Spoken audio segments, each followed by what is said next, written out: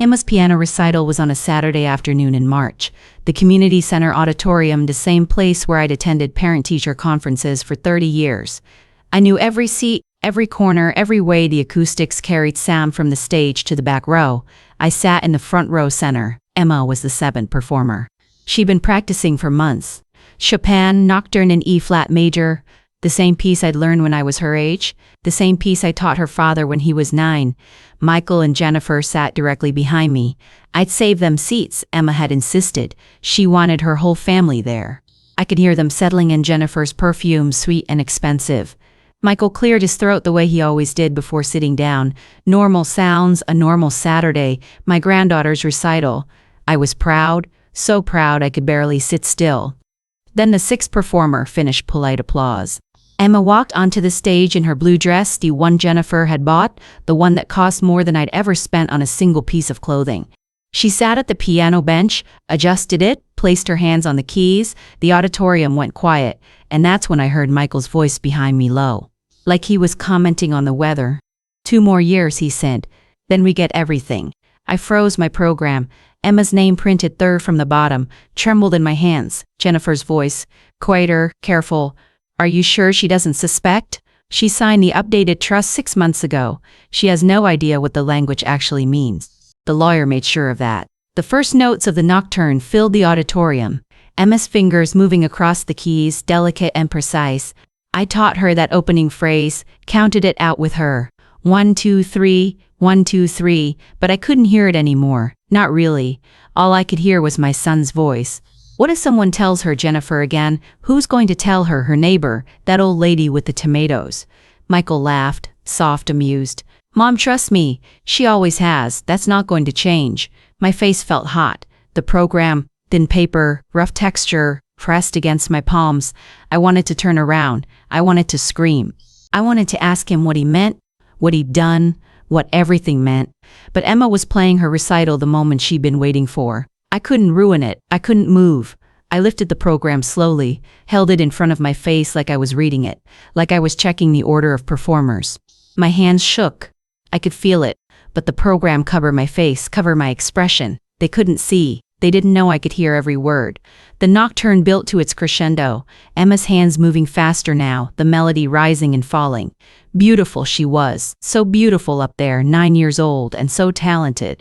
I paid for those lessons, every single one. $70 a week for 3 years. I'd driven her every Tuesday and Thursday, sat in the waiting room, listened to her practice at my house every Saturday morning. This was supposed to be a happy day. 2 more years. Michael's voice again. She'll be 70. The trust language kicks in automatically. Power of attorney transfers. We can start liquidating. And if she fights it, she won't. By then we'll have documentation, the forgetfulness, the confusion. Dr. Peterson already noted it in her file last month when I took her in. I hadn't been confused. I'd been tired. One appointment, Michael had insisted on coming with me. I thought he was being thoughtful. The music stopped. Emma held the final chord, then lifted her hands from the keys. The auditorium exploded in applause. I stood up. Everyone stood up. I clapped. My hands moved automatically, bringing the program with them, still covering my face from behind. I clapped and clapped and clapped, and I could feel my heart slamming against my ribs. Emma stood, bowed, smiled so wide I could see it from the front row. She looked right at me, her grandmother, the one who taught her, the one who paid for everything, the one her father was planning to rob. I smiled back. I don't know how, but I did. I smiled and waved in mouth beautiful, and she beamed behind me. Michael and Jennifer clapped too, proud parents, loving family. Everything looked perfect. Emma walked off the stage. The 8th performer was announced. I sat down behind me. Michael leaned forward. His hand touched my shoulder.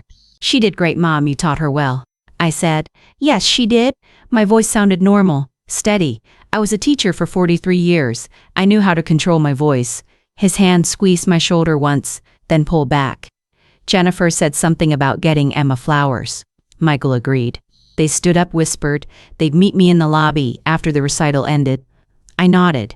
Watched them walk up the aisle toward the exit. Jennifer's designer purse. I noticed it now. Louis Vuitton? $1,500 if it was real. Michael's watch, Rolex new. I'd never seen it before. Where had that money come from? I sat through the rest of the recital. I don't remember any of it, the applause, the final bow, the parents gathering their children. I stood when it ended, walked to the lobby, hugged Emma when she ran to me, her face flushed and happy. I told her I was so proud. I told her she was perfect. I bought her the biggest bouquet the volunteer table was selling, $20, purple and white carnations. She buried her face in them and laughed. Michael put his arm around her. "What do you say we get ice cream, Em?" Emma looked at me. "Can Grammy come?" "Grammy's probably tired," Jennifer said. "Quick, too quick?" "It's been a long day." "I am tired," I said. The lie came easily. "You go ahead, sweetheart. I'll see you next Saturday for your lesson." Emma hugged me, squeezed tight. "I love you, Grammy." "I love you too, baby." I watched them walk to the parking lot, Michael's hand on Emma's shoulder, Jennifer clicking along in her expensive heels. A perfect family from the outside anyway. I got in my car, turned the key, sat there with the engine running. 2 more years. Then we get everything. I drove home in silence, my hands shaking on the steering wheel. I needed to know what he meant. I needed to know what I'd signed. And I needed to know why my son, the little boy I'd raised alone, the man I'd given everything to, was talking about me like I was already gone. That Monday morning, the coffee tasted bitter. I sat on my front porch at 7:30, the same spot where I'd sat every morning for 12 years. Margaret Chen from next door usually joined me. We drink coffee, talk about the mystery novels she read, the tomatoes she grew, the normal rhythm of retired life. But that morning I'd forgotten to add sugar to my cup. Or maybe I had added it. I couldn't remember. That terrified me more than I wanted to admit. I lived in suburban Chicago, a ranch-style house on Maple Street that Tom and I had bought in 1992. 3 bedrooms, 2 baths, a small yard with a maple tree that turned gold every October. I paid off the mortgage 8 years ago after Tom died. I'd refinanced it once, didn't help Michael with his wedding, but it was mine now, fully mine, or at least I thought it was. I'd retired from teaching 3 years ago. 43 years of second-grade 7-year-olds with missing teeth and untied shoes. I taught them to read, write, add, subtract, be kind to each other. Most of them learned, some didn't. I'd done my best. My pension was modest, but enough.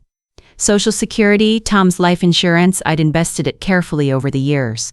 I wasn't rich, but I was comfortable, stable, safe. Tom died 12 years ago. Heart attack at 56, too young. Michael was 30 then. We cried together at the funeral, held each other. I thought we were supporting each other, mother and son, getting through it together. For years after, Michael called every Sunday, checked on me, asked how I was doing. I thought he cared. Maybe he did care. Maybe he still does. I don't know anymore. Margaret appeared on her porch, coffee mug in hand. 72, widowed 8 years, originally from San Francisco. Her husband had been a professor. She'd been a librarian. We'd been neighbors for 15 years, book club friends just as long. She walked across the lawn, slippers shuffling through the grass still wet with dew. "You're up early," she said, settling into the chair beside mine. "Couldn't sleep?" "The recital," she smiled. "How was Emma?" "Perfect." She was perfect. Margaret studied my face. She had that librarian's way of reading people like books. But I wanted to tell her. I wanted to say what I'd heard, but the words wouldn't come. Instead, I said, "Just tired, I think." She let it go. We talked about other things. She just finished a new thriller, something about a detective in Maine. Her tomatoes were coming in early this year. She'd bring some by later in the week. Normal things, safe things, but I could feel her watching me the way she did when something wasn't right after she left. I went inside. The house felt different, like I was seeing it for the first time. Or like I was a stranger walking through someone else's life. The piano in the living room, Tom's gift to me on our 10th anniversary, the photos on top of it in their frames, Michael as a baby, Michael's first day of kindergarten, Michael at his own piano recital, age 9, wearing a bow tie and a nervous smile, me and Tom on our wedding day, Emma, age 3, sitting at this same piano with my hands guiding hers. I'd given Michael everything I had, $68,000 for college. I taught summer school for 8 years to pay for it. Double shifts, extra students, curriculum planning in July and August while other teachers were at the beach, Northwestern University. He'd wanted to go there, business degree. I'd made it happen, $45,000 for his first house down payment. I'd cashed in the mutual funds Tom had left me, the ones I'd been saving for my own retirement. But Michael needed a house. He was getting married, starting a life. I wanted to help, $22,000 for his wedding. I'd refinanced the mortgage. 15 years of payments I'd nearly finished, reset to 30, but Jennifer wanted the country club venue, the band, the flowers, the dress. Michael said it would mean so much to them. I couldn't say no. 15,000 co-signing his business loan. He was starting a real estate agency, his own firm. I believed in him. He was smart, hardworking. I signed the papers without hesitation. A mother supporting her son's dreams. $150,000 over 30 years. Maybe more. I'd lost count of the smaller things. The car repairs, the help with Emma's preschool tuition before Jennifer quit her job, the groceries I bought, the dinners I'd cooked, the clothes I'd handed down, the time, the energy, the love. I thought I was building his future, investing in him, making sure he had what he needed to succeed. I thought that's what mothers did. His business had been struggling for 2 years. I knew that the real estate market had crashed, interest rates climbing, buyers backing out, houses sitting empty for months. He'd lost 3 of his biggest clients in 6 months. Not his fault, just economics, bad timing, bad luck. He told me he was managing cutting costs, working harder. Why wouldn't I? He was my son. Jennifer wanted to keep up with her friends. I'd seen it. The Facebook posts, the Instagram photos, Emma in private piano lessons with the competition teacher, $400 a month, Jake in travel soccer, $600 a season, the house in the good school district with the granite counters and the 3-car garage. Jennifer posted everything. The perfect family, the perfect life, all of it created, filtered, captioned with hats and emoji hearts. Michael had told me once late one night after too much wine at Christmas dinner that he felt like he was drowning. I thought he meant work, stress, the economy, the pressure. I suggested he talk to someone. A therapist maybe. He'd laughed it off, said he was fine, just venting. I should have pushed harder. I should have asked more questions. But I didn't want to pry. I didn't want to be the kind of mother who interfered. Robert Hendricks had been my financial advisor for 15 years. CFB, certified small independent firm downtown. He managed what was left of my investments, what I hadn't given to Michael. Robert was 58, divorced. 2 grown daughters he talked about constantly. He kept photos of them on his desk. One was a doctor, the other taught high school English. He was proud the way fathers should be. 6 months ago, Michael had brought me papers to sign, estate planning documents. He said it was important, tax optimization, protecting assets from probate, making sure everything was structured correctly for when I got older. He'd use words like irrevocable trust and power of attorney triggers, and estate tax exemption, professional words, complicated words. He'd said his attorney had drawn them up, that it was all standard, that I should sign. Robert had been there. I called him, asked him to look them over. He suggested I have an independent attorney review them before signing. Not Michael's attorney, someone working just for me, someone who could explain what I was agreeing to. I said it wasn't necessary. Michael was my son. I trusted him. Robert had given me a look, the same look Margaret had given me this morning, concerned, careful, but he hadn't pushed. It was my choice, my decision. I'd signed the papers. Michael had been so grateful he'd hug me, said I was making things easier for everyone. That when the time came and he'd said when, not if, I remember that now, everything would be smooth, simple, no complications. That was my mistake, my moment of complicity. I'd signed without reading. Carefully, I'd trusted instead of verified. I'd wanted to believe my son had my best interests at heart. I'd ignored the red flags, small things. Things that seemed innocent at the time. Michael had started asking about my health more often. How are you feeling, Mom? Any memory issues, forgetting things? At first I thought he was concerned, caring, but the questions kept coming. Every phone call, every visit. You seem tired. Are you sleeping okay? Should we make an appointment with Dr. Peterson? And Jennifer. She'd started asking pointed questions too about my medications, my doctor visits, whether I was still driving at night, whether I thought about moving somewhere smaller, somewhere with less upkeep, maybe an assisted living community. Lots of people their age were doing it. Getting ahead of things, planning for the future. I brushed it off, told him I was fine, healthy, independent. I wasn't ready to give up my home, my life, my autonomy. I was 68, not 98. I walked 3 miles a day. I volunteered at the library. I taught piano to neighborhood kids. I had book club. I had Margaret. I had a life. But now I wondered, had they been laying groundwork, planting seeds, making it seem like I was declining when I wasn't? I passed Michael's old bedroom on my way to the kitchen, my sewing room now for 10 years, but I still saw his Star Wars posters on the walls sometimes, the shelf where he kept his piano trophies, the desk where he'd done his homework. I sat with him for hours, helping him with math, reading science projects, being both parents after Tom died, trying to be enough. Had I failed him somehow, spoiled him, given him too much, expected too little, or was this always in him waiting? Some seed of entitlement I hadn't seen, hadn't wanted to see? I touched Tom's watch on my wrist. I wore it every day, 12 years gone, and I still reach for it every morning. He would have known what to do. He'd always known how to handle Michael, the firm voice, the clear boundaries, the consequences. After Tom died, maybe I'd been too soft, too giving, trying to be both mother and father, trying to make up for what Michael had lost. But Tom wasn't here, and I had to figure this out alone. The coffee had gone cold in my cup. I poured it down the sink, made a fresh pot, added sugar this time, measured it carefully, watched the spoon, the granules dissolving, proof that I wasn't forgetful, that I was fine, that Michael's questions were manipulation, not concern. I needed to know what I'd signed. I needed to see those papers again, and I needed to know what 2 more years meant. What happened when I turned 70? What had I agreed to without knowing? But it was Monday morning. Michael would be at work. Jennifer would be taking the kids to school. They didn't know I'd heard them. They thought I was clueless, trusting. Safe, maybe that was an advantage. Maybe I could use it.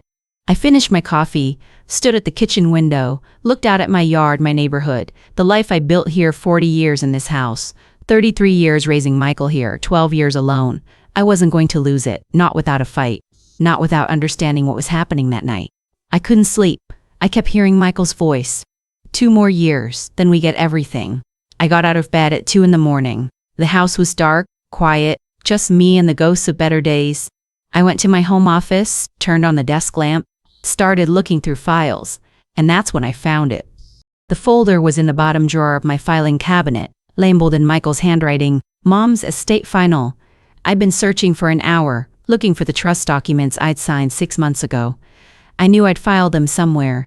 I always filed important papers, teacher habit, everything organized, labeled, in its place. But I couldn't find my copy, the one Michael had given me after I signed. I looked in the file marked estate planning, not there. I looked in legal documents, not there either. Then I found the folder, the one I didn't remember making, the one in Michael's handwriting, not mine. I pulled it out, opened it on my desk under the lamp. Inside, 3 different versions of a trust document, all dated within the last 2 years. The first one looked familiar. Simple language, straightforward. It named Michael as successor, trustee only after my death. Standard, normal. What I thought I'd agreed to. The second version had changes, marked in red pen Michael's handwriting. Age 70 trigger. And say cotton if decline clause and check with J about timing. The third version, the final one. The one I'd signed had language I didn't remember reading. Power of attorney that activated automatically when I turned 70. Or upon any diagnosis of cognitive decline, mild or severe, and a clause about liquidating assets for the benefit of the trust beneficiaries, which meant Michael could sell my house, drain my accounts, move me wherever he wanted. All legal, all authorized by my signature. My hand shook holding the pages. There was more in the folder, an email, printed out from Michael to someone named David Chen Esquire. Subject line, final language for Mother's Trust. David, make sure the PAW triggers at age 70 or any cognitive decline diagnosis. Doesn't have to be severe, even mild forgetfulness should qualify. I need flexibility here also. Can we expedite the liquidation clause? The sooner we can access the house equity, the better. She doesn't need to understand all the language. Just keep it technical enough that she'll trust me to explain it. Michael, the date 2 years ago. He'd been planning this for 2 years. I kept looking through the folder, found more printouts, internet research. Articles about early signs of dementia, medical websites about established incompetence, legal forums discussing how to expedite guardianship proceedings, all printed from Michael's computer. His email address in a header. My stomach turned. I thought I might be sick. 2 more years. I turned 70 in 18 months. 70, the trigger age, the age when Michael could take over everything, when the power of attorney would activate automatically, and I'd have no say, no control, no recourse. Unless he used the cognitive decline clause first, which he'd been preparing for the questions about my memory, the suggestions about my health, the appointment with Dr. Peterson where he'd insisted on coming with me, on speaking to the doctor privately after. Just wanted to mention Mom's been a little forgetful lately. He must have said planting seeds. building a paper trail. I thought he was being thoughtful, concerned, a good son taking care of his aging mother. He'd been donkeying my supposed decline. I sat back in my chair. The house was so quiet, 3 in the morning now. Just me and these papers and the understanding that my son had been lying to me for at least 2 years, maybe longer, maybe since Tom died, maybe always. The incidents made sense now, horrible sense. Last month, Michael had called me 3 times in one day, each time asking if I'd remembered to take my blood pressure medication. I had remembered. I always remembered. But by the 3rd call, I doubted myself. Had I taken it? Was I forgetting Michael's voice, so patient, so kind? It's okay, Mom, these things happen. Maybe we should set up a pill organizer for you. 2 months ago, Jennifer had asked me, I thought about what kind of care I wanted as I got older. We just want to make sure we're respecting your wishes, she'd said. Have you looked at any assisted living places? Some of them are really nice now, like resorts. I'd laughed it off, said I wasn't going anywhere. Jennifer had smiled, patted my hand. Of course not, just thinking ahead. 3 months ago at Emma's birthday party, Michael had mentioned in front of other family members that I'd gotten lost driving to their house. I hadn't gotten lost. I'd taken a different route because of construction on the highway. But the way he'd said it, Mom got a little confused on the way here. It's made it sound like something else, like I was declining. People had looked at me with sympathy, concern. Had he been doing that on purpose? Making me seem less capable than I was? I thought about the trust signing 6 months ago. The way Michael had rushed through the explanations, the technical language, just standard stuff, Mom, protection against estate taxes, making sure everything goes smoothly when the time comes. I trusted him, I'd signed. I'd been so stupid. No, not stupid, trusting. There's a difference. A mother should be able to trust her son, but I couldn't anymore. That much was clear. I needed to know more. I needed to see if there was anything else. Any other evidence of what he'd done, what he was planning. I kept searching the folder, found a bank statement, my bank statement from last month, but I hadn't put it there. I got my statements electronically now, checked them online. I hadn't printed this out, Michael must have, because there, highlighted in yellow, was a transfer. $15,000 from my savings account to an account I didn't recognize. The account number started with Michael's initials. The transfer was labeled Home Maintenance Approved. I'd never approved that. I'd never authorized any transfer. $15,000 gone. I checked the date. 6 weeks ago, right after I'd signed the trust. Right after Michael had gained access to my accounts. My vision blurred. I blinked, tried to focus, breathed. The clock on my desk ticked. The lamp hummed, normal sounds. But nothing felt normal anymore. I heard Margaret's voice in my head from this morning. Number 2. Everything okay? I needed to talk to someone, but carefully. Michael couldn't know I suspected. He couldn't know I'd found this folder, these documents, the evidence of his planning. If he knew, he might escalate, might try to force the cognitive decline claim sooner, might try to have me evaluated, declared incompetent, removed from my own home. I had to be smart, strategic. I had to act like everything was fine while I figured out what to do. Tuesday morning I made coffee, added sugar, drank it on the porch at 7:30. Margaret joined me right on schedule. Feeling better today? She asked. A little, I said. Then careful, casual. Margaret, did Jennifer mention anything to you about me? Margaret looked uncomfortable. Mention what? Anything. About my health, about plans. She was quiet for a moment. Then, she said you were thinking about downsizing, moving somewhere with less upkeep. She asked if I knew any good assisted living places. My coffee cup stopped halfway to my mouth. When did she say that? A few weeks ago? She said you brought it up, that you were tired of maintaining the house. I'd never said that. I'd never even thought it. Did she say anything else? Margaret hesitated. She said it would probably happen soon, that you'd need help making the transition, that Michael was looking into options. She looked at me, concerned now. Barb, what's going on? Nothing, I said, too quickly. I wanted to know what she was saying, that's all. Margaret didn't believe me, I could tell, but she let it go. After she left, I went inside. My hands were shaking again. They'd been spreading a narrative, telling people I was declining, that I needed care, that I was moving, preparing everyone for the moment when it would happen, so no one would question it, so no one would think it was strange when 68-year-old Barbara Morrison suddenly moved into an assisted living facility and her son took over her finances. My phone rang. Michael. I stared at it. 4 rings. 5. I almost didn't answer, but I had to act normal. I had to pretend I didn't know. I picked up. Hi, Michael. Hey Mom, just checking on you. His voice warm, familiar. The voice I'd heard my whole adult life. The voice that had said, I love you and thank you and you're the best mom in the world. The voice that had said behind my back, 2 more years, then we get everything. I'm fine, I said. How are you? Good. Listen, I was thinking I'd stop by tomorrow, check on a few things around the house. The gutters need cleaning, and I thought I'd take a look at that leak under the sink. There was no leak under my sink. That's okay, I said. I can call a plumber if I need one. Don't be silly, I'm happy to do it. Besides, I want to see you. We didn't get to talk much after the recital. Emma's still on cloud 9. By the way, you did such a good job preparing her. The praise felt like poison now. How are you feeling? He asked. Any of those memory issues we talked about? There it was, the question, the documentation, building his case, one phone call at a time. I'm fine, Michael, my memory is fine. Okay, I just worry. You're not getting any younger. It's normal for things to slip a little. Nothing slipping. A pause, then you sound upset. Is everything okay? Everything's fine. I made my voice softer, normal. I'm just tired. Didn't sleep well. Well, try to rest. I'll see you tomorrow, okay? Around 2? Okay. Love you, Mom. Love you too. I hung up, set the phone down on the kitchen counter, stared at it like it might bite me. He was coming tomorrow to check on things, to look for signs of decline, to ask more questions, document more forgetfulness that didn't exist, to tighten the noose. I couldn't let him find out I knew. But I couldn't do nothing either.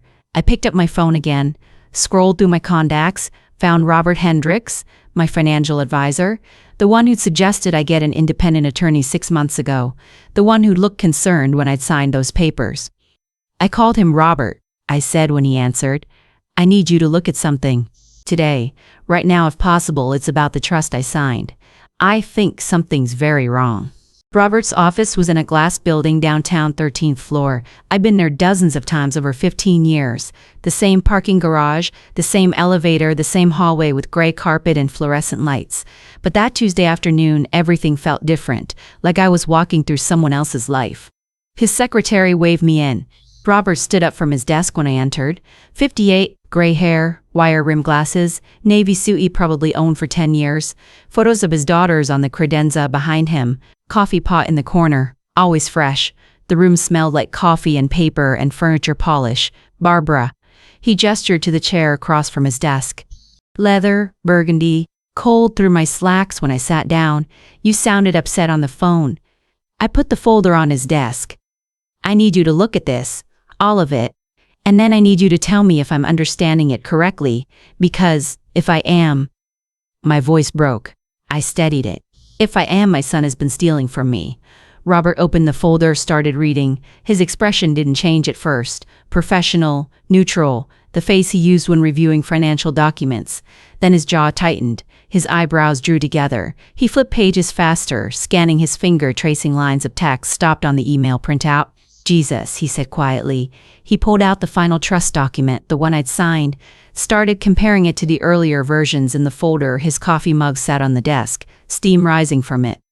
He didn't drink it, just kept reading, page after page, his expression growing darker. Finally, he looked up at me. Barbara, this is bad. This gives Michael power of attorney when you turn 70. Automatically, no review, no oversight, no chance for you to contest it, and this clause here, he tapped the page. Any diagnosis of cognitive decline, even mild, triggers the same authority. He can liquidate your assets, sell your house, move you into care. All of it legal because you signed this. My hands were shaking. I gripped the armrests of the chair. I didn't know, he said it was for tax purposes, asset protection. It's not. This isn't about taxes. This is about control. Robert set the document down, pulled out another folder from his file drawer. My account files. Let me check something. He opened them, started going through statements, typing on his computer, cross-referencing the clock on his wall ticked. 5 minutes 10. I watched his face, watched the concern deepen into something closer to anger. Barbara. He turned his computer screen toward me. You authorized Michael to have access to your account 6 months ago? Correct? He said it was in case of emergency if something happened to me so he could pay my bills, handle things. Did you authorize any transfers? No, never. Robert clicked his mouse, pulled up a list on the screen, numbers, dates, account, codes. There have been 6 unauthorized transfers from your accounts to an account in Michael's name over the past 12 months. The first was small, $2,000, labeled emergency home repair, then $5,000, then $8, $10, $12, $15. The last one was 6 weeks ago. The number swam in front of my eyes. I couldn't breathe. How much total? $47,000. The coffee in Robert's office smelled too strong now. The room felt too warm. I couldn't focus on anything except that number, $47,000. I sat there looking at those numbers on the screen. $47,000. He'd been taking money for a year. While I taught Emma piano every Saturday, while I baked cookies for book club, while I believed we were family, the coffee in Robert's office had gone cold. I didn't drink it. My Sunday little boy I'd raised alone after Tom died, the teenager I'd sent to college, the man I'd helped start his business, had been stealing from me. Systematically, deliberately for a year, and I'd signed the papers that let him do it. The signatures on these transfer authorizations, Robert said, pulling out printed forms. These aren't your signatures. They're close, but they're not right. See here. He pointed to my name, signed on a form dated 3 months ago. The B in Barbara. You always loop it twice. This one only loops once. And your M in Morrison is slanted forward. This one's straight up. He forged my signature. It looks that way. I've already contacted the bank's fraud department. They're running a forensic analysis. It'll take a week, but I'm confident they'll confirm forgery. I couldn't speak, couldn't process. $47,000 over a year. Forged signatures, systematic theft. My son Robert leaned forward, elbows on his desk. Barbara, I'm so sorry. When you came in 6 months ago with those trust documents, I should have pushed harder. I should have insisted you get independent legal counsel. This is partially my fault. It's not your fault. I chose to trust him. Trust is what families should have. This isn't on you, this is on Michael. He closed the account files. You need an attorney, not just for the money, for everything. If he's planning to use that cognitive decline clause, you need legal protection now. Can you recommend someone? If anyone can help you, it's her. He wrote down a name and number on his notepad, tore off the page, handed it to me. Call her today, right now if possible. I took the paper, folded it carefully, put it in my purse. What about the money? Can I get it back? We can try. The bank will investigate the forgeries. If they confirm fraud, they might reverse the transfers, but it'll take time, and Michael will know. He'll see the holds on his account, investigation flags. He'll know you found out. I don't care, but that was a lie. I did care. Because if Michael knew I discovered his theft, what would he do? Would he escalate? Try to force the incompetence claim sooner? I needed time and needed strategy. Actually, I said slowly, wait on. Notifying the bank, just document everything for now. I need to talk to the attorney first. I need a plan before Michael knows. Robert studied my face. Okay, but Barbara, this is serious. This isn't just about money. He's planning to take everything, your home, your independence, your life. I know, my voice was steadier than I felt. That's why I need to be smart about this. Robert printed out the account statements, the transfer records, everything. Handed me a thick folder of documentation. This is all the evidence we have. Account history showing the pattern of theft, transfer authorizations with the forged signatures, timeline of access. Keep this somewhere safe, not in your house, somewhere Michael can't find it. I will. And Barbara, he looked at me seriously. From this point forward, I'd limit what you tell Michael about anything. Your health, your plans, your conversations. He's been building a case against you. Don't give him more ammunition. I nodded, stood up. The leather chair creaked. My legs felt unsteady. Robert walked me to the door. Call Susan Park today. Don't wait. I won't. Thank you, Robert. I'm sorry I didn't do more 6 months ago. You told me to get independent counsel. I didn't listen. That was my choice. I drove home with the folder on the passenger seat. Evidence proof. $47,000 in theft, documented and dated, forged signatures that could be verified. A pattern clear enough that even a judge would see it. But I kept thinking about what Robert had said. Michael will know, he'll see the investigation, he'll know you found out. I needed more before I confronted him. I needed to understand everything he'd done, everything he was planning. Because the money was only part of it. The trust was the bigger weapon, the power of attorney, the cognitive decline clause, the legal authority to take my life away. That night, I called the attorney who drawn up my original estate plan before Michael, before all this, Harold Jenkins, a solo practitioner who'd handled Tom's will when he died. He was 70 now, semi-retired, but he still returned my call within an hour. Barbara Morrison, I haven't heard from you in years. How are you? I need to ask you about a trust document, one that supposedly updates the plan you wrote for me 12 years ago. I described it. The power of attorney triggers, the liquidation clauses, the language about cognitive decline. Harold was quiet for a long moment. Then, I never wrote that. That's not my language, not my firm's letterhead, not my approach. Someone else drafted that. And Barbara, whoever did, was not working in your best interest. Michael brought it to me, said you'd recommended the updates. I never spoke to Michael about your estate plan, never. I would never recommend those provisions. They're designed to strip you of control, not protect you.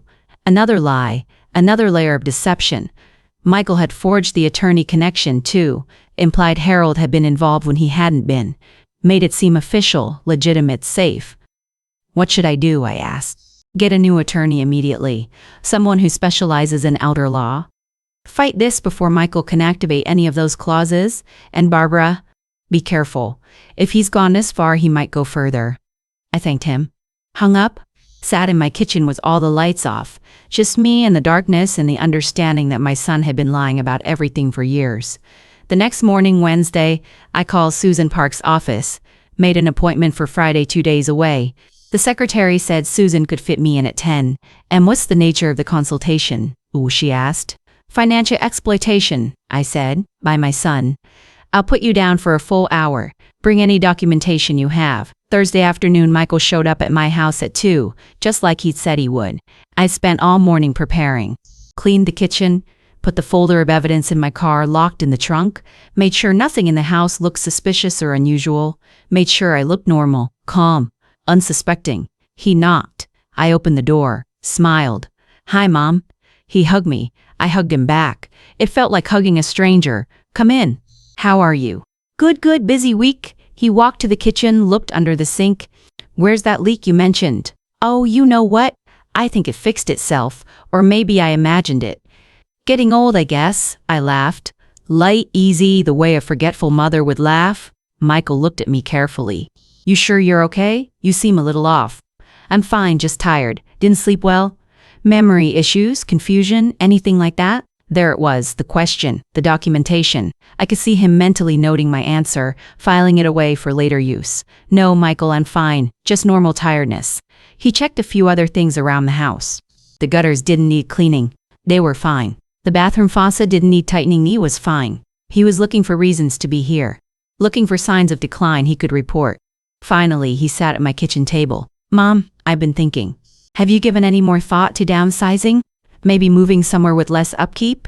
There are some really nice retirement communities now. I could help you look.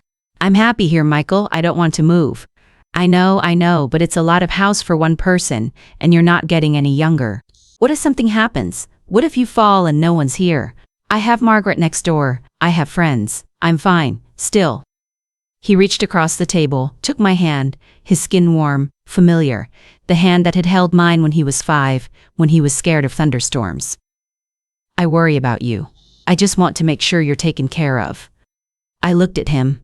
My son, 42 years old, the same brown eyes as his father, the same smile I'd seen in 1,000 photos, 1,000 memories, and I didn't recognize him anymore. I appreciate that, I said, but I can take care of myself. He squeezed my hand, smiled. Of course you can, just promise me. If you ever need help, you'll ask? Okay. He left an hour later. I watched him drive away, then I went to my car, got the folder from the trunk, brought it back inside. Added Harold Jenkins' statement that he'd never written that trust, never recommended those changes due to the documentation. Friday morning, I drove to Susan Park's office with the folder on my seat beside me. Evidence, proof, the truth documented and undeniable. My son had been stealing from me, planning to take everything. Building a case to have me declared incompetent so he could seize my assets, sell my home, and control my life. But I had proof now and I was going to stop him. Friday morning, I woke up at 5:30, couldn't sleep anymore. The appointment with Susan Park was at 10, 4.5 hours away. I made coffee, sat at my kitchen table in the dark, watched the sun come up through the window. I'd been awake most of the night thinking about Michael, about the trust, about $47,000, about how long he'd been planning this 2 years minimum. Maybe longer, maybe since Tom died. Maybe I'd never really known him at all. The house was so quiet. Just me and the ticking clock and the coffee pot gurgling and the weight of understanding settling into my bones. My son was a thief. My son was planning to steal my life. And I made it easy for him by trusting him, by signing papers I didn't read, by believing family meant safety. I've been so stupid. No, not stupid. Trusting. There's a difference. A mother should be able to trust her son. The failure wasn't mine. It was his. But knowing that didn't make it hurt less. I finished my coffee, rinsed the cup, put it in the dishwasher. Normal motions, normal morning, except nothing was normal anymore, and it never would be again. I walked to the living room, to the piano, Tom's gift to me on our 10th anniversary, 33 years ago now. The bench was still there, the same bench where I taught both Michael and Emma to play. I sat down, ran my fingers over the keys, didn't press them, just felt the smooth ivory, cool and familiar under my fingertips.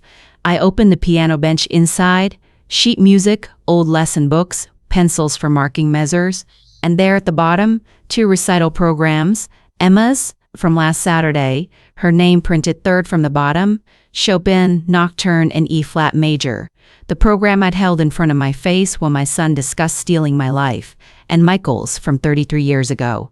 Age, 9. Same piece. Same venue, new community center, though it had been renovated twice since then. His name in the same position on the page third from the bottom, Chopin, Nocturne, and E-flat major. I remembered that day. How proud I'd been, how nervous he'd been, how Tom had squeezed my hand when Michael walked onto the stage. I held both programs, one in each hand, Emma's, Michael's, the same piece, the same age, the same stage, 2 children learning the same notes, the same rhythms, the same music. I taught them both, but everything else was different now. I taught him this piece. I'd spent hours at this piano bench with him, counting measures, correcting hand position, encouraging him when he wanted to quit. I'd driven him to lessons, paid for them, sat through his recitals, celebrated his successes, comforted his failures. I taught him everything I knew about music, about patience, about practice, about discipline. I taught him everything. And this is how he repays me. I set the programs down on the bench beside me, looked at them side by side. Innocent children performing the same beautiful piece. One of them still innocent, one of them, what? When did Michael change? When did the little boy who'd played this Nocturne become a man who could forge my signature and steal $47,000? When did he start planning to take my home, my independence, my life? Or had he always been this way and I just refused to see it? I thought about Christmases. 15 years ago, Michael and little Emma decorating the tree in this living room. Emma was 3, reaching up to hang ornaments on the lowest branches. Michael lifting her up so she could put the star on top, both of them laughing. Me taking photos, Tom making hot chocolate, Jennifer smiling, relaxed, happy. The house warm and bright and full of love. Then Michael, the one who'd lifted his daughter so gently, who'd laughed so easily. Where did he go, I thought, about Christmas 3 months ago? Michael, checking his watch every 20 minutes. Jennifer on her phone, scrolling through social media, barely speaking to me, Emma and Jake fighting over a toy. Michael saying they needed to leave early, they had another party to get, to Jennifer's tight smile when I'd given her a homemade scarf I knitted. Oh thanks, said like it was something she'd have to pretend to like. That Michael, distracted, distant, impatient, when did he replace the other one? Or was this always who he was, and the earlier version just an act? I didn't know, and maybe I'd never know, but I knew this. I couldn't keep wondering. I couldn't keep trying to figure out where I'd failed, what I'd done wrong, how I could have prevented this. Because Michael made his choices. He chose to lie. He chose to steal. He chose to plan this elaborate betrayal. Those were his decisions, not mine. I made my own choices. I'd chosen to trust, to give, to believe the best in him. Those weren't mistakes. Those were what mothers do. What I did wrong was not protecting myself. Not reading those documents, not asking harder questions, not listening to Robert when he suggested independent counsel, not paying attention to the red flags that were there all along if I just looked. But I was looking now, and I was going to protect myself. I was going to protect Emma. I was going to stop him. I closed the piano lid gently, deliberately. The sound echoed in the quiet living room. Final. Decided. I stood up, put Emma's program back in the bench. But I kept Michael's, folded it, put it in my pocket. I didn't know why. Maybe as a reminder, maybe as proof that he'd once been someone worth saving. Maybe just because I couldn't let go of everything all at once. I looked at the piano. This instrument had been in my life for 33 years. I played it nearly every day, taught hundreds of students on it, taught my son, taught my granddaughter. Music had always meant something pure to me, beautiful, honest. The notes were what they were. No deception, no lies, but Michael had played this piano too, and somehow that hadn't made him honest. My phone rang. I checked it. Diane, my niece? We hadn't spoken in months. We were both busy. She lived in Denver. 3 kids, nurse practitioner. We meant to call more often, but life got in the way. I answered, Diane, Aunt Barb. She sounded upset. I need to talk to you about something. About Michael? My stomach dropped. What about him? He called me 3 weeks ago, asked if I thought you were declining, said you'd been forgetful, confused. He wanted to know if I noticed anything when we talked. What did you tell him? I said I hadn't noticed anything. You seem fine to me, sharp as ever. She paused. But Aunt Barb, why was he asking? Are you okay?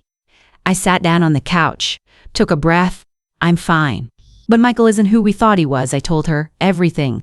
The overheard conversation at the recital, the trust documents, the $47,000, the planning, the manipulation, the lies. Diane was silent for a long time. Then, Jesus, Aunt Barb, I'm so sorry, I should have. She stopped. 3 years ago, Michael borrowed money from me. $30,000, said it was for the business, said he'd pay it back in 6 months. He never did. I asked him about it a few times and he always had excuses. I finally just let it go. I thought he was struggling and too proud to admit it. He told you it was for the business? He said it was for Mom's care, your sister. He said you were helping pay for her medical bills and needed extra support. I felt terrible for not helping more, so I sent the money. My sister had died 4 years ago, cancer. I'd help with some bills toward the end, but nothing major. Certainly nothing that required $30,000. Michael had lied to Diane too, stolen from her too, used our family, our love, our trust against all of us. I'm sorry, I said, I didn't know. It's not your fault, none of this is your fault. Diane's voice was fierce now, angry. What are you going to do? I have a lawyer appointment in 3 hours. Elder law specialist, I'm going to fight him. Good. And Aunt Barb? I'm coming out there. I can't this weekend, but next weekend I'll fly in Friday, stay through Monday. You shouldn't do this alone. You don't have to. Yes, I do. Your family? Real family, not whatever Michael is. We talked for a few more minutes. She gave me her work schedule, her flight options, her plans to help. When we hung up, I felt something I hadn't felt in days, less alone, less helpless. I had Diane, I had Margaret, I had Robert, I had proof. I had a lawyer appointment in 2.5 hours. I wasn't defenseless, I wasn't confused, I wasn't declining. I was 68 years old. I was a retired teacher who'd spent 43 years teaching children to think critically, to question, to stand up for themselves. Maybe it was time I apply those lessons to my own life. I went to my bedroom, chose my clothes carefully. Navy slacks, white blouse, cardigan, professional, put together, the opposite of confused or declining. I did my makeup, not much. I never wore much, but enough to look awake, alert, competent. I put on Tom's watch. Touched it once like a talisman. Then I gathered the folder of evidence, the trust documents, the bank statements, the emails, the programs, both of them, everything I needed to show Susan Park exactly what my son had done. I looked at myself in the mirror. Barbara Morrison, 68, widow, retired teacher, grandmother. Victim of financial exploitation by her own son? No, not victim, not anymore survivor, traditious fighter.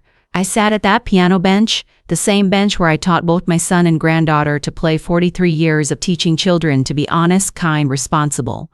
Thousands of students. Parent-teacher conferences where I counseled parents on discipline, boundaries. And I failed with my own son. Or maybe I hadn't failed. Maybe he'd made his choices. Maybe I couldn't have stopped him no matter what I did. But I could stop him now. I could protect Emma. I could protect myself. That's what I needed to do, and I would. I drove to Susan Park's office at 9:30. Downtown, glass building smaller than Robert's 5th floor. The waiting room had gray furniture and legal magazines and a reception desk where a young woman smiled at me. Barbara Morrison, I have a 10 o'clock with Susan. She's ready for you right this way. Susan Park's office was smaller than I'd expected. Organized chaos, files stacked on every surface, legal books on shelves, a computer with 2 monitors. a desk covered in papers, but Susan herself was exactly what I'd imagined. Early 50s, sharp eyes behind glasses, power suit in charcoal gray, hair pulled back in a severe bun. She stood when I entered. Firm grip, direct gaze. "Mrs. Morrison, please, sit down, tell me what's happening." I sat open the folder, and I told her everything. Susan Park listened without interrupting. I talked for 20 minutes straight, showed her the trust documents, the bank statements, the forged signatures, the email printouts, Michael's research on dementia and incompetence, Harold Jenkins' statement that he'd never written that trust, Robert's forensic analysis. Everything. "Mrs. Morrison, this is elder financial abuse textbook case. Your son has been systematically stealing from you and positioning himself to take complete control of your life. Can we stop him?" "We can try, but I need to be honest with you. This is going to be difficult. You signed that trust. Your signature is on those documents. Even though Michael misrepresented what you were signing, proving that in court is challenging, he'll claim you understood and simply forgot that you're experiencing cognitive decline and don't remember agreeing to the terms." My stomach sank. "So he wins?" "I didn't say that we have evidence of forgery on the bank transfers. That's criminal. We have the original attorney's statement that he never wrote this trust, which proves Michael lied about its origin. We have a pattern of manipulation and deception. But Mrs. Morrison, you need to understand, some of those signatures on the trust documents appear legitimate.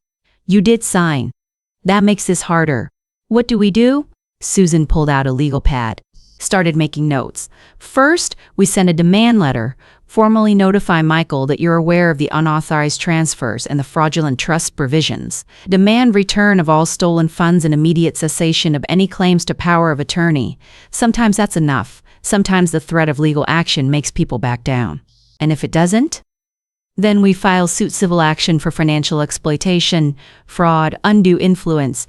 We request a restraining order preventing him from accessing your accounts or making any claims under that trust.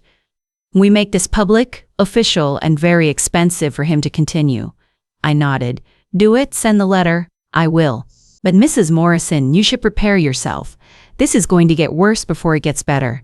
Michael has invested 2 years into this plan. He's not going to give up easily, and he has that trust document as a weapon. If he files for guardianship, claims you're incompetent, we'll have to fight that too. I'm not incompetent. I can see that. But he'll bring witnesses, he'll bring medical records soon, if he had to manipulate them. He'll build a narrative that you're declining and need his protection. We'll need our own expert evaluations, comb testing, medical assessment. It's going to be invasive and exhausting. I don't care, I'm not letting him do this." Susan smiled slightly. "That's the attitude you'll need." She stood up. "I'll draft the demand letter today. It'll go out Monday morning. Set a mail signature required. Michael will have it by Tuesday at the latest." I left Susan's office at 11:30, sat in my car in the parking garage. My hands were shaking again. Not from fear this time, from anger. From determination, from the understanding that this was really happening. I was really fighting my son, taking him to court, making this public, making it real. The weekend passed in a blur. Saturday, Emma came for her piano lesson like always. I taught her a new piece, Mozart this time. She practiced while I sat beside her, turning pages, counting measures, trying to act normal. Michael dropped her off, picked her up, smiled at me both times. "Thanks, Mom, you're the best." I smiled back, said nothing about the demand letter that would arrive at his house in 2 days Sunday. Margaret and I had coffee on the porch. She brought cinnamon rolls from the bakery downtown. We talked about her book, math thriller about a woman whose husband tried to kill her for insurance money. The irony wasn't lost on me. "Are you going to tell me what's going on?" Margaret asked finally. "You've been off for over a week now." I looked at her, my neighbor, my friend. 15 years of morning coffee and book discussions and shared tomatoes from her garden. I trusted her, but I also knew that once I told her it would be real out there. No taking it back. "Michael's been stealing from me," I said. $47,000 over the last year. He manipulated my estate plan to give himself power of attorney when I turned 70. He's been building a case to have me declared incompetent so he can take everything. My house, my money, my life. Margaret's coffee cup stopped halfway to her mouth.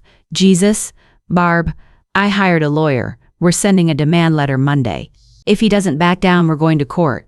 Does he know you found out?" "Not yet. He will Tuesday." Margaret set her cup down carefully. "What can I do?" "Just be here."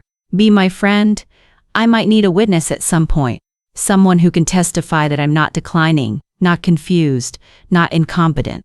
Of course. Anything you need? She reached over, took my hand. I'm so sorry, I can't imagine. Your own son? Neither can I. Monday morning, Susan called. The letter's going out this afternoon. Recital mailed to Michael's home address and his business address. I documented everything, the unauthorized transfers, the forged signatures, the fraudulent trust provisions. I've demanded return of all funds within 30 days and immediate revocation of any power of attorney claims. What do you think he'll do? Honestly, I think he'll double down. Men like Michael, they don't see themselves as criminals. They see themselves as entitled. He'll convince himself you're confused, that he was protecting you, that he deserves this money because of everything he's done for you. He'll justify it right up until a judge tells him otherwise. So we prepare for court. We prepare for court. The letter arrived at Michael's house Wednesday morning. I know because he called me at 9:15. I was having coffee on the porch when my phone rang. Margaret was there. She looked at me when I saw Michael's name on the screen. It's him, I said. You don't have to answer. I do. I want to hear what he says, I answered. Hello, Michael. His voice was cold, contuel, angry in a way I'd only heard a few times in his life. Mom, I just got a very disturbing letter from an attorney named Susan Park. She's making some serious accusations. They're not accusations, they're facts. You're not thinking clearly, you're confused. This lawyer is taking advantage of you. I'm not confused, Michael. I know exactly what you did. I found the folder, the trust versions, the emails, the forged bank transfers. I know you've stolen $47,000 from me.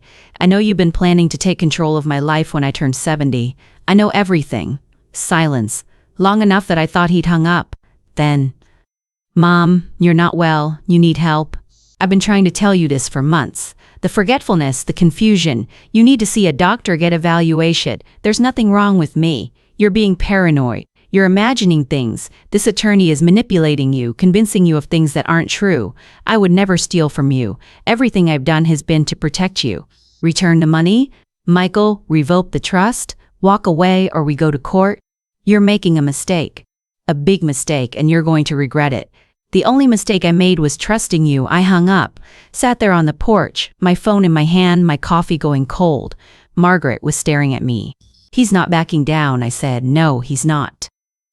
2 days later, Friday afternoon, Susan called again.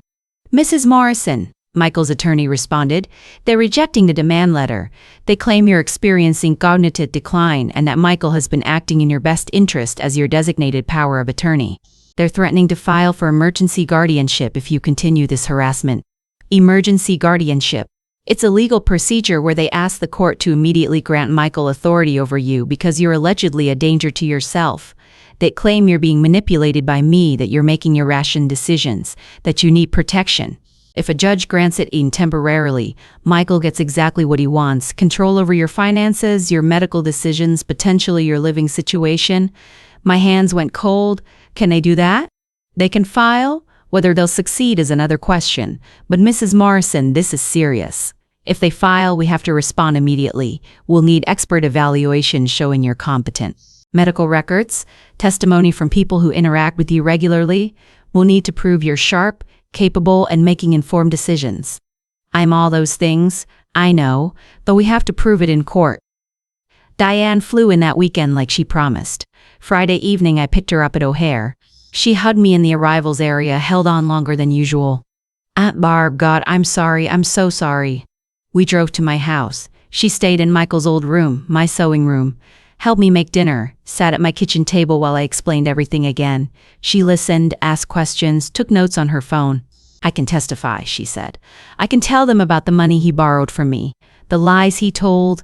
I can tell them you've never seemed confused or declining in any of our conversations. It might get ugly. I don't care. He stole from both of us. He's not getting away with it. That weekend felt almost normal.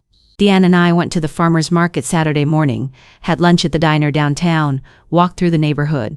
Margaret joined us for coffee Sunday morning, the three of us sitting on my porch talking about books and gardens and Diane's kids and normal things. But underneath it all, I could feel it, the waiting, the fear. The knowledge that Michael was out there planning his next move. Monday morning, Diane flew back to Denver, promised to return the moment I needed her. Just call anytime. I'll be on the next flight. Tuesday afternoon, I had a panic attack. I was at home going through more financial records, checking for other transfers I might have missed.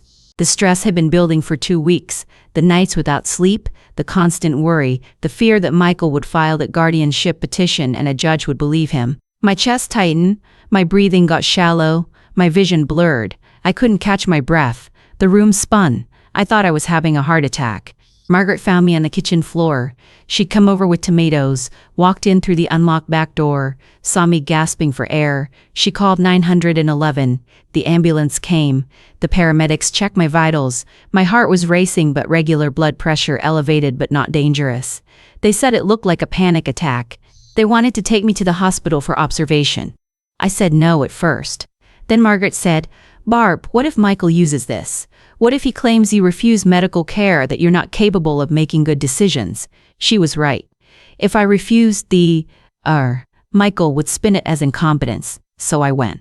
The doctor was kind, young, maybe 35. She ran tests, blood work, chest, x-ray, everything came back normal. "It was definitely a panic attack," she said. "Have you been under unusual stress lately?" "Yes," I said, "family issues." She prescribed anti-anxiety medication if I needed it, recommended therapy, cleared me to go home. Noted in my chart, anxiety episode. Patient is alert, oriented, appropriate. No signs of cognitive impairment. Stress related.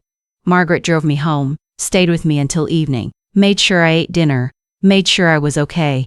But all I could think was, Michael will see this. The visit, the panic attack. He'll use it as proof that I'm unstable, that I'm a danger to myself, that I need his protection. I called Susan from my bedroom that night, told her what happened. "Don't panic about the panic attack," she said. "I know that sounds ironic, but the doctor cleared you. Noted, you were oriented and appropriate. That's actually good for us. It shows you sought medical care appropriately, that you were evaluated by a professional who found you competent. Stress and anxiety don't equal incompetence. But Michael will use it. He'll try, we'll counter it. Mrs. Morrison, you need to take care of yourself. This fight is going to be long. You need to be strong, eat well. Sleep when you can, see a therapist if you need to. There's no shame in getting support." She was right, but I was terrified anyway. Wednesday morning the petition arrived. Susan called me at 8 a.m. Michael's attorney filed for emergency guardianship yesterday afternoon. The hearing is in 30 days. They're claiming you're financially incompetent, suffering from cognitive decline, and being exploited by me. They're asking the court to grant Michael immediate authority over your finances and medical decisions pending the full hearing. 30 days, 1 month to prove I was competent, 1 month to gather evidence, line up witnesses, prepare for battle. 1 month before a judge would decide if I got to keep my life or if my son got to take it. What do we do? I asked. We fight, starting today. I'm setting up cognitive evaluations with 2 independent neurosciologists, medical assessment with a geriatric specialist. We're downloading everything, your daily activities, your decision-making, your independence. We're getting affidavits from Margaret, from Diane, from Robert, from anyone who can testify to your competence. We're building a case that you are exactly what you seem to be, a sharp, capable woman being stolen from by her son. Can we win? Yes, but it's going to be hard, and Mrs. Morrison, you need to be prepared. This is going to get worse. Michael is going to fight dirty. He's going to bring up every time you've ever forgotten something, every moment you've ever been tired or confused or uncertain. He's going to paint a picture of decline. We have to paint a better picture, the truth. I hung up, sat on my couch, stared at the wall. 30 days, the most important 30 days of my life. But I wasn't alone. I had Susan, I had Margaret, I had Diane, I had Robert, I had proof, and I had something Michael didn't have, the truth. He was the thief, the liar, the manipulator. I was the victim who'd figured it out and decided to fight back. A judge would see that. A judge had to see that, because if they didn't, I'd lose everything. The 30 days passed in a blur of evaluations and documentation. 2 neuropsychologists tested my cognitive function, memory, reasoning, executive function, everything. Both concluded I was sharp, functioning well above average for my age.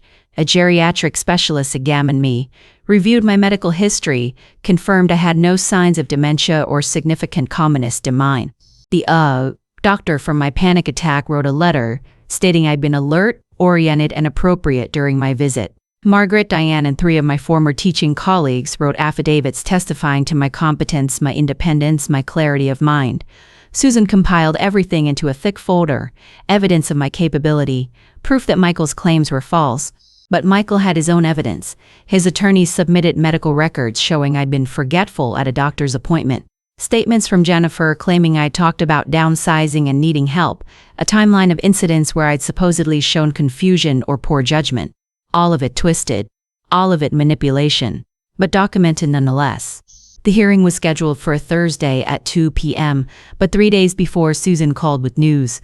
The judge wants to try mediation first. Before the hearing, she's ordered both parties to attempt settlement with a retired judge serving as mediator.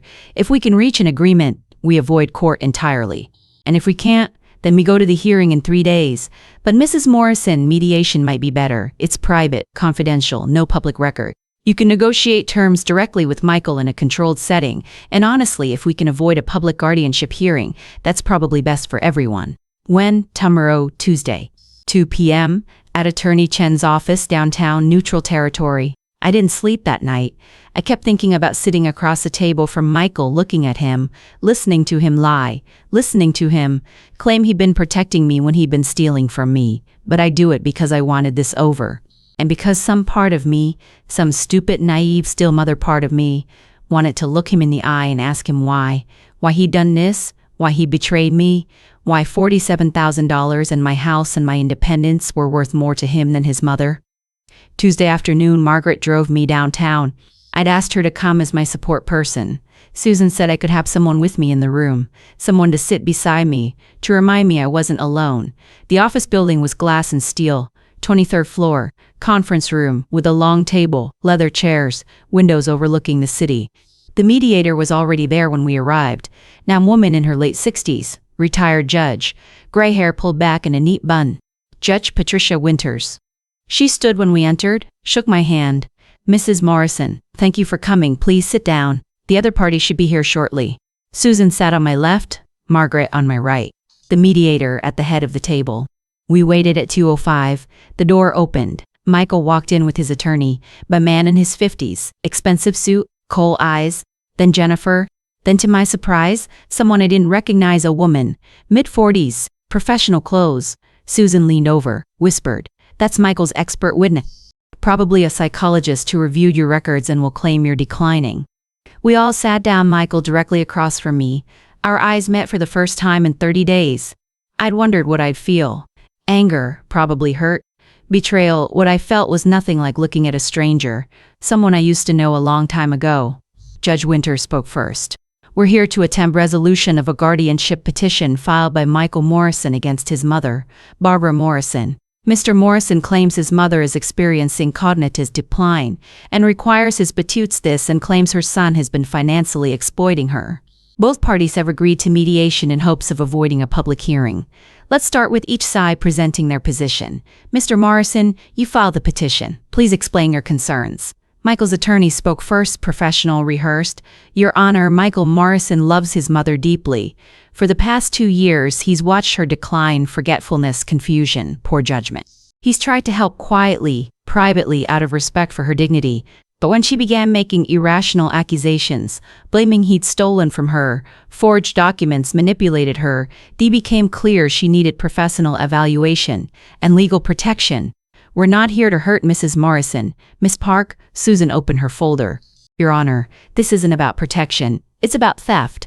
Michael Morrison has systematically stolen $47,000 from his mother over the past year through forged bank authorizations. He manipulated her into signing a fraudulent trust document that gives him power of attorney designed to strip her of independence and assets. He spent 2 years documenting manufactured incidents of Eklund to support this guardianship claim. Mrs. Morrison isn't declining, she's being robbed." Judge Winters looked at the documents. Susan slid across the table. "Bank statements, forensic analysis." The judge for several minutes then looked up at Michael. "Mr. Morrison, these are serious allegations. What's your response?" Michael leaned forward, his voice calm, reasonable. "Your Honor, my mother is confused. She doesn't remember signing those bank authorizations. She doesn't remember asking me to help manage her accounts. She's being influenced by her attorney, who's convincing her of things that didn't happen. I've never stolen from her. Everything I've done has been with her knowledge and consent. The bank's forensic analysis shows these signatures are forged, Judge Winters said. They're similar because I helped her sign them when her hands were shaking. She has arthritis. I guided her hand. The bank is misreading that as forgery. A lie, smooth, confident, deliver without hesitation. Judge Winters turned to me. Mrs. Morrison, do you have arthritis that prevents you from signing documents? No, Your Honor, and I never authorized those transfers. Michael forged my signature. She made a note?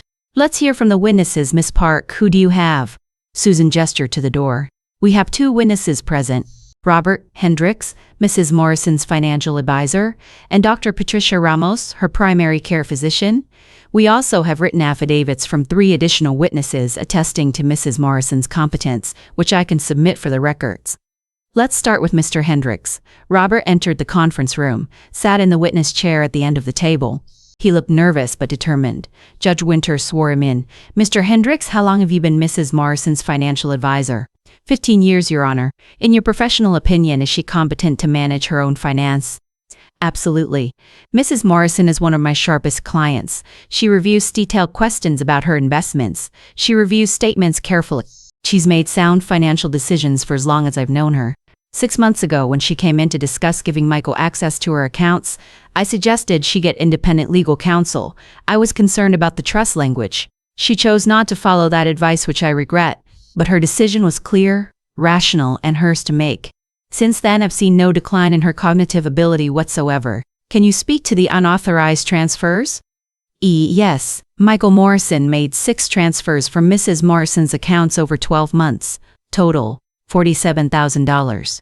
Mrs. Morrison never authorized these transfers. The signatures on the authorization forms don't match her signature patterns.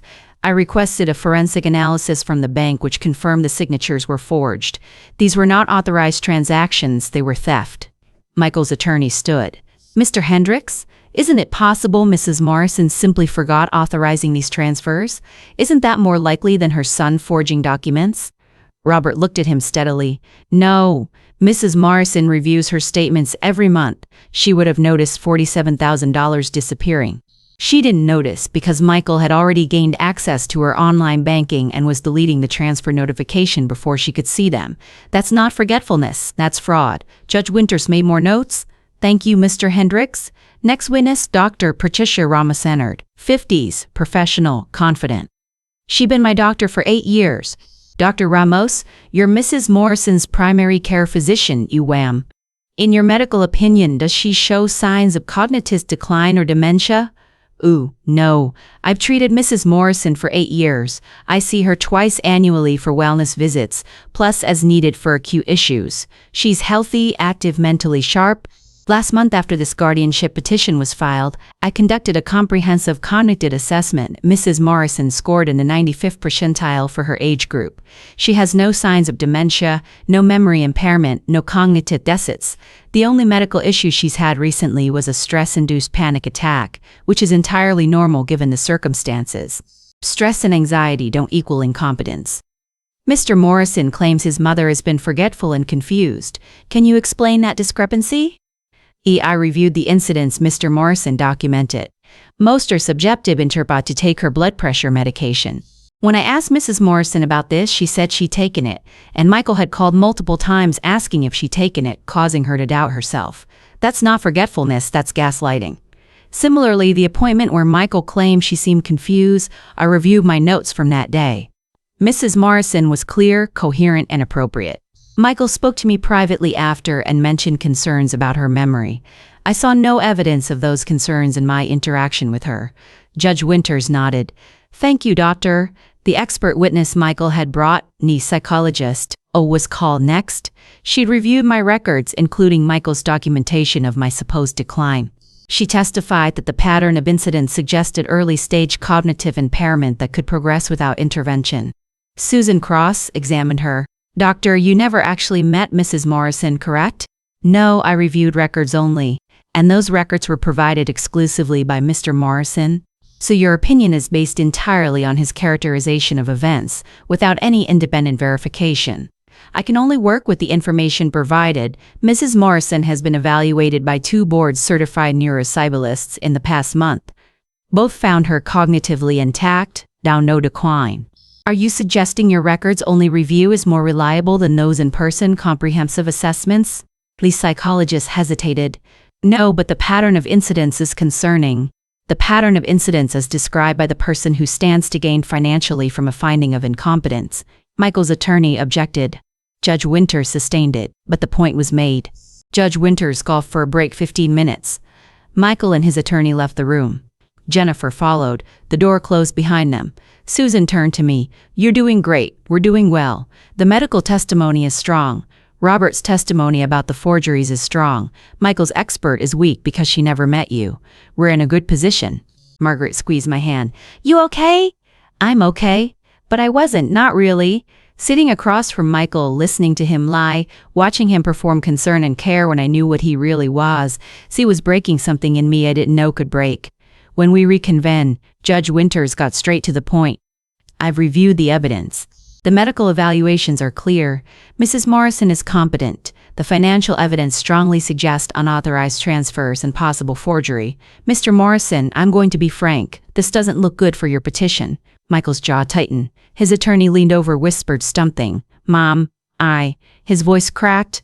I didn't mean for it to get this far. Everyone went silent. I was desperate. The business is failing. We're losing our house. I thought I was just borrowing against my inheritance. Money that would be mine eventually. Anyway, I was going to pay you back. I swear I was going to pay you back. Jennifer put her hand on his arm. Michael, stop. He kept going.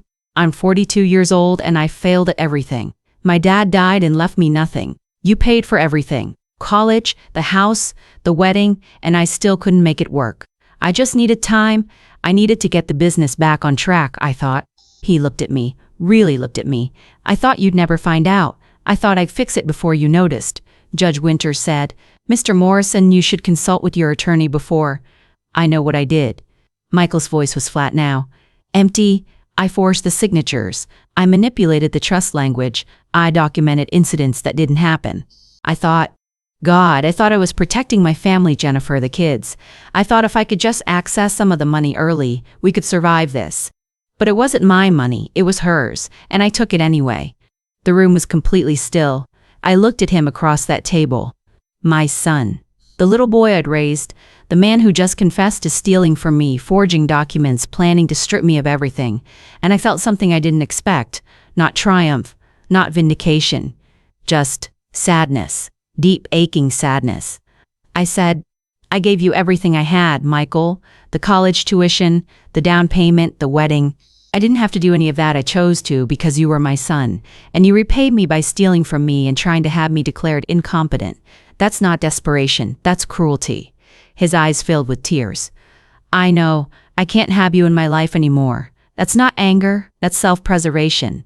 Michael's attorney was frantically scribbling notes, probably preparing damage control, but it was too late. The confession was out there, witnessed by a retired judge, 2 attorneys, and Margaret. Judge Winters cleared her throat. Given Mr. Morrison's admission, I think we should discuss settlement terms, Miss Park. Susan pulled out a document. We're prepared to offer the following. Michael returns all stolen funds, $47,000 plus interest, within 90 days.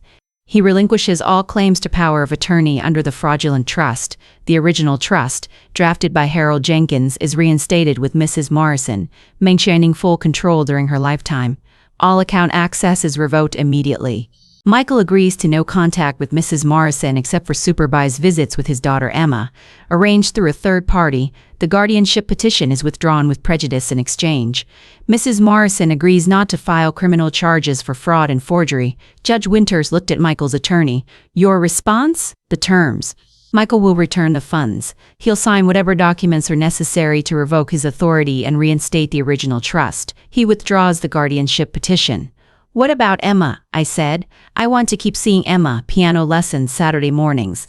I'm not losing my granddaughter because of this. Michael nodded, wiped his eyes. Saturdays, I'll drop her off and pick her up. We don't have to talk. We won't talk. Judge Winters drafted the settlement agreement on the spot. Both attorneys reviewed it, modifications, clarifications, signatures required. When we signed a settlement, I waited to feel something: relief, vindication, triumph. But I just felt tired and sad. I'd recovered the money, I'd set boundaries, I'd won, legally speaking, but I'd lost my son. Maybe I'd lost him years ago and just hadn't noticed, or maybe I'd never really had him.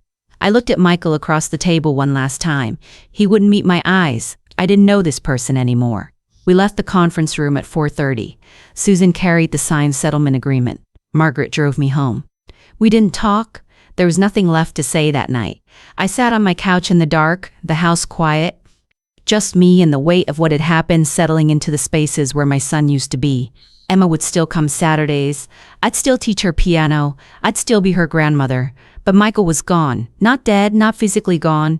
Just gone. The way people can be gone when trust breaks and can't be repaired. I'd won. I protected myself. I'd survived. But it didn't feel like winning. It just felt like loss. The first payment arrived 2 weeks later. $15,700. Direct deposit into my account. Robert called to confirm. It's there, he said. First installment on schedule. Michael was paying me back. 5 more payments over the next 75 days would bring the total to $47,000 plus the interest the court had calculated. I watched the number appear in my account balance, money that had been stolen. Now returning, it should have felt like victory. Mostly it just felt like something ending. The bank reversed, the beneficiary changes within a week. Michael's access to my accounts was revoked. The forged deed was corrected at the county recorder's office. My house was mine again, legally and completely. Susan handled all of it. Papers to sign, notarizations, official stamps, the machinery of undoing what Michael had done. 3 weeks after the settlement, a letter arrived. Plain envelope, no return address. I opened it at my kitchen table, Mom. I know I messed up. The gambling started small, online, just to relax after work. Then I was in deep $30,000 to a bookie by the time I realized I couldn't stop. I thought I could fix it before you noticed. I kept thinking the next win would make it right. I'm getting help now, real help? Gah, meetings 3 times a week. Jennifer's divorcing me, taking the kids. I don't blame her. I don't expect you to forgive me. I just needed you to know. I'm sorry, I see what I did, what I became. Michael, I read it 3 times. Gambling. He'd never mentioned gambling. The business failure was real, but this was something else. A chin. That explained the escalation, the desperation, the irrational belief he could borrow and pay back before I noticed. It didn't excuse it, but it explained it. I folded the letter, put it in my desk drawer. I didn't write back. Maybe someday I would. Maybe I wouldn't. For now, the drawer was enough. Jennifer filed for divorce a month after the settlement. Michael told me through Emma, Saturday morning, dropping her off her piano. Mom's filing papers, Emma said. Matter of fact, Dad's moving to Grandma and Jennifer's basement. I didn't ask for details, didn't want them. Jennifer's choices were her own. Emma seemed okay, resilient in a way 9-year-olds sometimes are, processing big changes by focusing on small constants, piano school, her friends. Saturday mornings with Grammy, the real estate licensing board suspended Michael's license pending an ethics petition. His firm dissolved. Clients scattered. The house he and Jennifer owned went into foreclosure. I heard all this secondhand through Margaret, through Diane, through the grapevine of suburban Chicago. I didn't ask Michael directly. We didn't talk. Saturday mornings he dropped Emma at my door at 9, picked her up at 11. We exchanged maybe 5 words total. Hi, she did great. See you next week. Polite, distant. The way you talk to a stranger providing a service. That was what we were now. Strangers with shared history and a granddaughter between us. Margaret brought casserole the week the settlement finalized. Chicken and rice, her grandmother's recipe. We sat on my porch with coffee and talked about books. She just finished a mystery about embezzlement. The irony made us both laugh, tired. Dark laughter, but laughter nonetheless. You were so brave through all of this, she said, pouring more coffee. I didn't feel brave, I felt terrified. But you did it anyway, that's what bravery is. She paused, looked at her tomato plants in the garden. I should have spoken up sooner. I saw Jennifer's new car last year, the expensive dinners they posted online, the designer bags. I thought it wasn't my business. It wasn't your fault, Margaret. Still, from now on, if I see something, I'm saying something. That's what friends do. She squeezed my hand. That's what I should have done. We sat in comfortable silence after that, watching the neighborhood wake up the morning routine, restored coffee at 7:30, tomatoes from her garden, conversations about normal things, the rhythm of friendship, steady and reliable. Robert called with good news a week later. The account was secure, fraud protections in place, investments performing well despite the upheaval. I've set up additional safeguards, he said over the phone. 2-factor authentication on everything. Alerts for any transaction over $500. And I want you to know I'm changing my protocols. Every client over 60 gets a mandatory checklist, now independation for any new account access. What happened to you? It can't happen to anyone else on my watch. Thank you, Robert, for everything. For finding the theft. For testifying. I should have pushed harder 6 months ago when you signed that trust. I'll regret that. You suggested independent counsel. I chose not to listen. That was my decision. Still, he was quiet for a moment. Your account is solid now, Barbara. You're secure. And if you ever need anything at all, call me. I thanked him again. Hung up, looked at my investment statement on the kitchen table. Numbers that made sense again. Money that was mine, protected, safe. He'd been managing my finances for 15 years. He'd be my advisor for 15 more. Some relationships survive crisis, some even grow stronger. Susan Park stopped charging me after the settlement. She called it even. You helped me update training materials for elder law attorneys across the state, she explained when I protested. Your case win your permission, now a teaching example at the Illinois State Bar Association. How to spot coerced signatures. How to identify financial exploitation patterns. How to recognize manufactured cognitive decline documentation. You're helping other seniors avoid what you went through. That's worth more than my fee. I gave permission. If my nightmare could protect someone else, it was worth something. The new estate plan was ironclad. Susan walked me through every page, every clause, every word. This time I read everything, asked questions, made sure I understood completely. Emma was the sole beneficiary. $150,000 in an education trust, enough for college, graduate school, whatever she needed. The house would go to Emma when she turned 25, managed by an independent trustee until then. Monthly stipends would cover her piano lessons, activities, expenses. I maintained full control during my lifetime. Medical power of attorney went to Diane, not Michael. Never Michael. Clear instructions. No one could change the terms without court oversight. No triggers at age 70. No cognitive decline clauses. No loopholes. I signed every page, my signature, my choice, my protection. 6 weeks after the settlement, I took Emma to piano lesson on a Saturday morning. The first time in weeks that felt normal. She ran to the piano, excited about a new piece she wanted to learn. Debussy this time. Clair de Lune. Can you teach me? Grammy? Please? I sat beside her on the bench. Our bench. The same bench where I taught Michael 33 years ago, where I taught Emma since she was 4, where I played alone the morning I decided to fight back. Emma's hands found the opening notes. Tentative. Careful. I guided her fingers, showed her the rhythm. We worked through the first measure together. Then the second. Her hands getting more confident, the music filling the living room. The Chopin piece D1 from the recital, the one Michael had played as a child, was in the bench. I put it away after the settlement, couldn't look at it without remembering. But this was different. New piece, new beginning, same bench, same piano, same teaching. But moving forward instead of looking back, Emma played through the first page, made a mistake, laughed, tried again. I corrected gently, encouraged, counted measures with her. This was what mattered. This connection, this tradition, music and teaching, and love that didn't come with conditions or theft or betrayal. When Michael picked her up at 11, Emma was buzzing with excitement. I'm learning Clair de Lune. Grammy says I can play it at the recital in December. Michael smiled at her, then looked at me. Thank you, he said quietly. Just those 2 words. I nodded, said nothing. He left. The money kept coming every 2 weeks like clockwork. By week 12, the account showed $47,853, full restitution plus interest. The debt paid, I put it all in Emma's trust. Every penny Michael had stolen now secured for her future. Money that had been taken through lies, now protected by law and locked away for the granddaughter he'd used as an excuse. The granddaughter I fought to protect poetic justice, maybe, or just justice. The estate plan sat in my fireproof safe.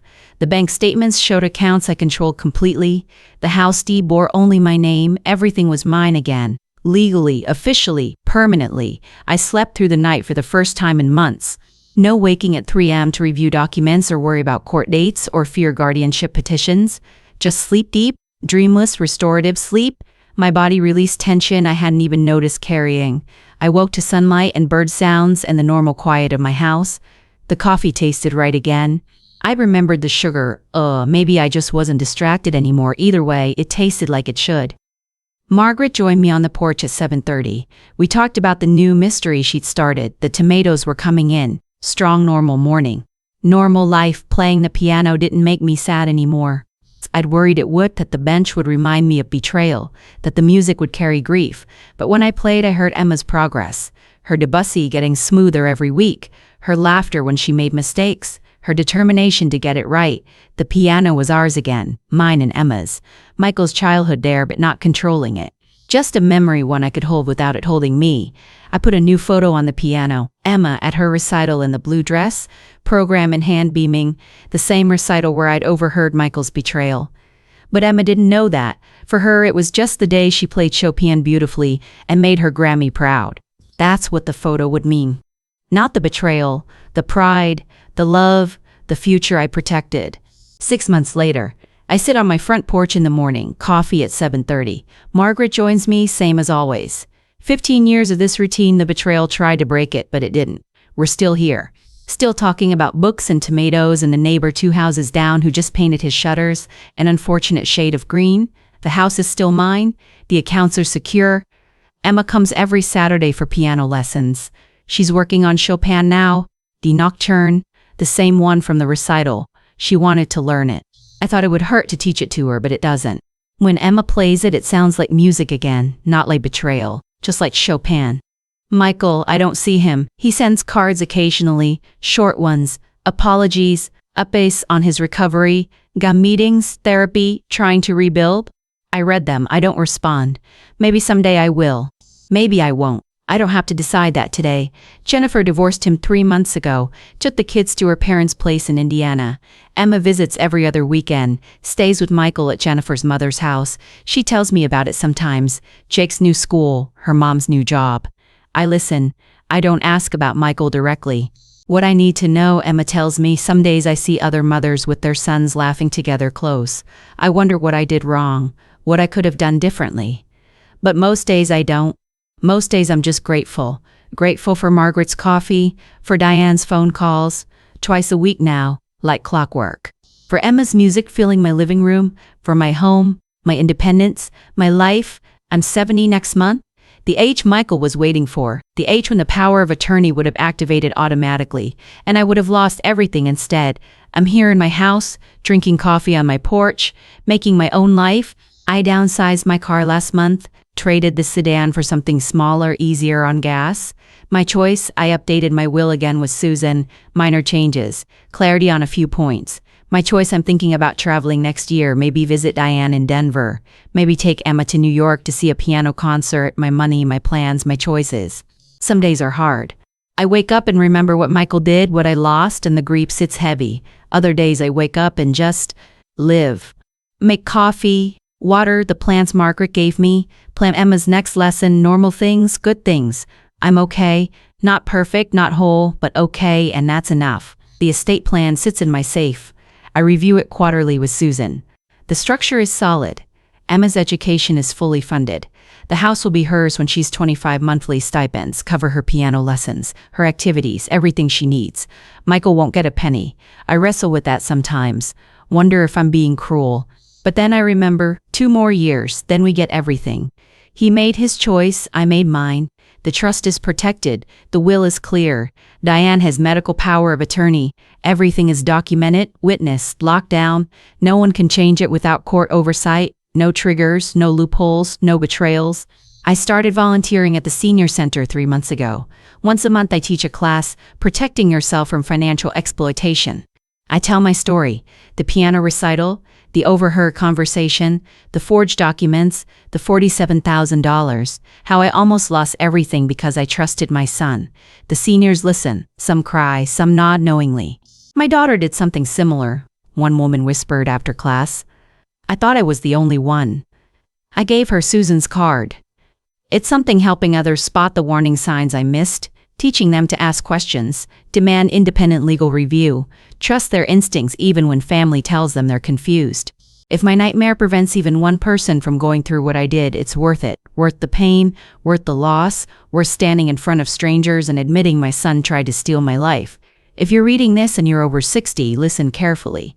If someone, anyone, even family, pressuring you to sign documents for tax purposes or estate optimization, stop. Get independent legal advice. Not from the person suggesting the changes, from someone you hire, someone who works only for you. Read everything before you sign every word, every clause.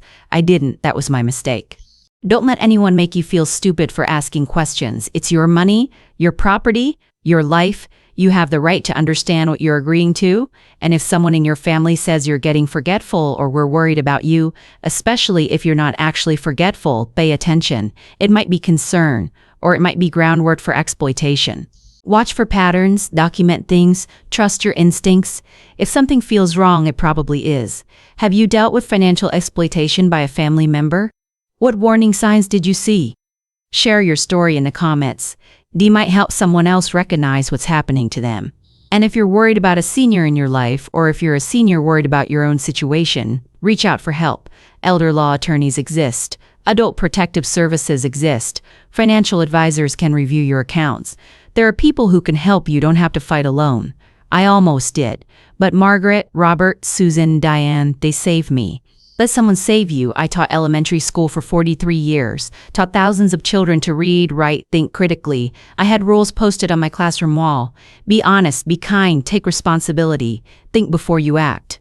Simple rules, the kind I thought everyone learned. I taught Michael those rules. I remember the conversations, the consequences when he broke them as a child. The lessons I thought he'd carry into adulthood, but somewhere along the way he unlearned them. Or maybe he never really learned them at all. I don't have those answers. I don't know where I failed him, if I failed him, or if his choices were always his own. What I do have, my home, my independence, Emma's future secured. Some days that has to be enough. Every Saturday, Emma comes for piano lessons. We sit at the bench, work on new pieces. She's getting so good. Debussy, Chopin, Mozart. Her hands are confident now, sure.